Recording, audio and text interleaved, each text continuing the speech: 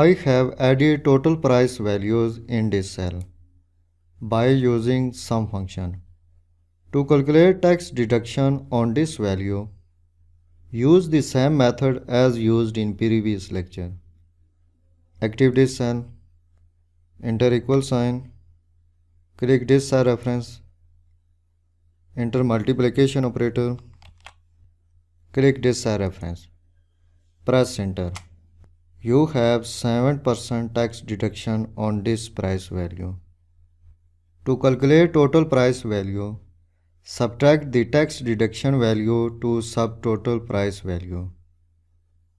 Enter equal sign in this cell.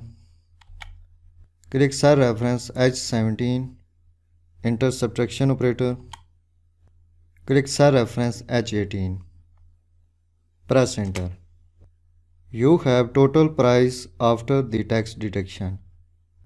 In this way, you can calculate the tax rate on total value.